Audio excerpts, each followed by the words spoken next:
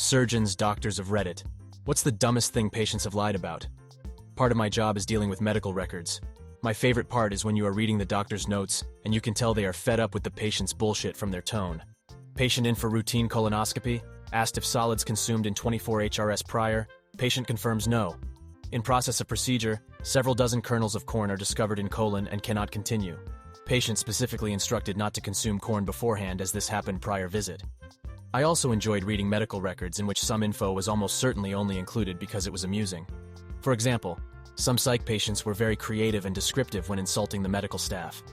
One intake evaluation included a line saying something like, PT stated that Dr. XXX looks like a gothic scoundrel. Another was simply like, PT claims to have made love to Dr. XXX's wife.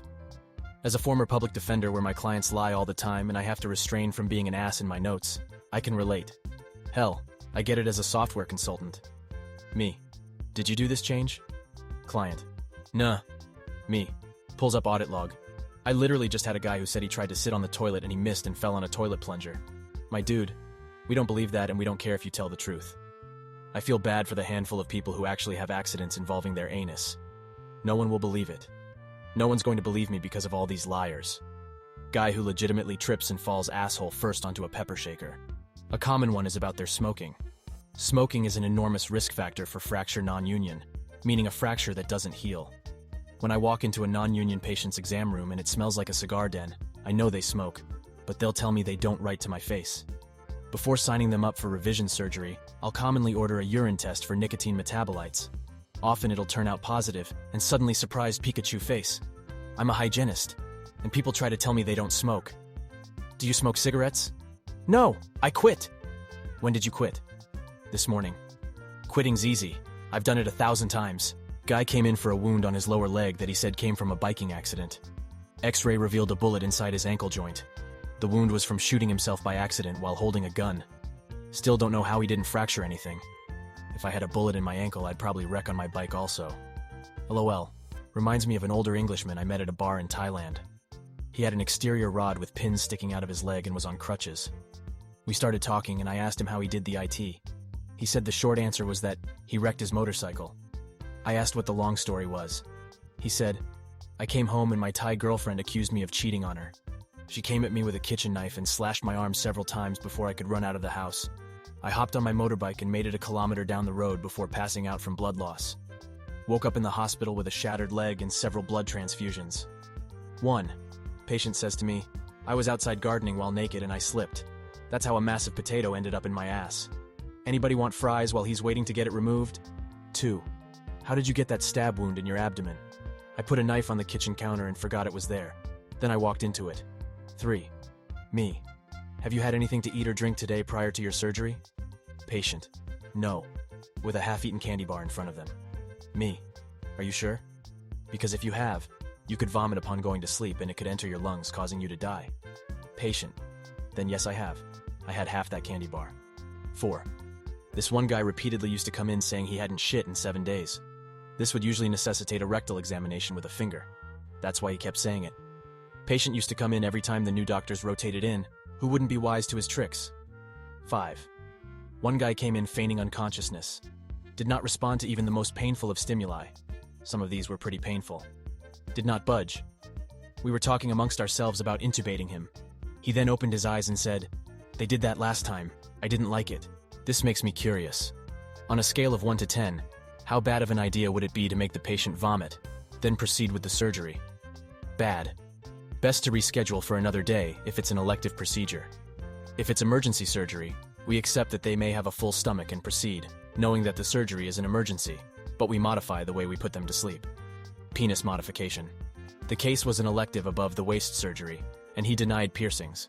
However, when the nurse went to place the Foley, she found the patient had modified his penis, and it was split bifurcated with multiple piercings to look like a cobra.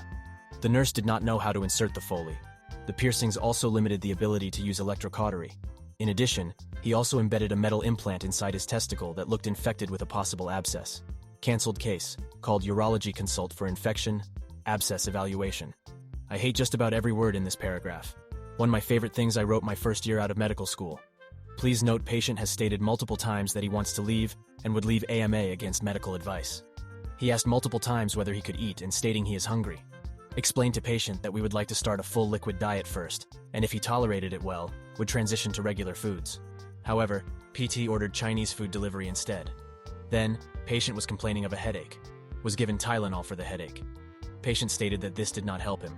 His sister at bedside went to the nearby pharmacy and bought goody powder, aspirin. Sister did ask whether she could give him goody powder. She was told not to give patient the goody powder. She supposedly did not. For context, the patient had a catastrophic GI bleed from taking too much aspirin.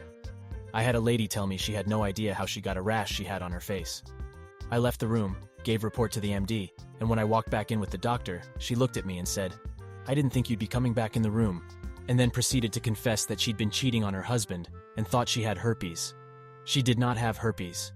If it makes you feel better, patients do this kind of stuff to EMS all the time, and the newer triage nurses must think they're all bad at their jobs. It happens to veterinary staff too.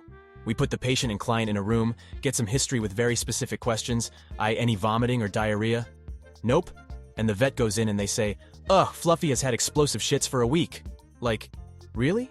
This must just be the standard for any medical practice. I'm an ophthalmic tech. At least once a day, I ask a patient if they've noticed any new vision changes over the last year, and they answer, "Nope, everything about the same and my glasses are still working well, no concerns at all." Then when I bring the doctor in and come in with him, all of a sudden they have a laundry list of issues. Drives me crazy, LOL. Honestly, the dumbest lies are the one people who lie about how much alcohol or other drugs they use. Alcohol and benzodiazepine withdrawal can kill you. And if you use opioids from the street, then you likely have a higher tolerance and may need more medications in the hospital, so be honest. I truly don't care how much you drink/use. I just don't want you to get worse for something we can plan for and prevent. I had patients that truly thought they drank 3 beers a day. I had to explain that the standard drink we're referring to is 12 ounces of regular beer. They'd be drinking the tall boys, 24-30 O's, of ice beer, another 1-2% ABV on top. You had to learn to ask follow-ups or at least define terms. Had a patient tell me they don't drink because they were a recovering alcoholic. A little further prodding and turns out the patient eats bowls of rum-soaked raisins because it's eating and not drinking, so it doesn't count. Would literally empty a bottle of rum into a bowl full of raisins, let it soak for a bit, and snack on those throughout the day. All day. Every day. My uncle used to sit in his truck and drink a 6-pack for lunch, but it didn't count as drinking on the job, because he was in the parking lot, not inside the building.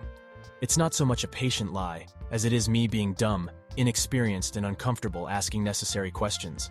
I had a hypothetical patient during residency that was a very manly veteran, and I was admitting him for rectal bleeding. He was in the age where it more than likely colon cancer, so I didn't think it was necessary to ask a sexual history. Folks at this particular establishment were known to at times be homophobic, and I had been yelled at by patients previously for asking, "Do you have sex with men, women, or both?" It ate away at my conscience though, so I went back in absurdly nervously and asked him. He answered, "Son, I'm as gay as a rainbow. I've been at the bathhouse for the last couple of nights, but I wasn't sure how it would go over to admit it." That's when the bleeding started. It was a very important lesson for me.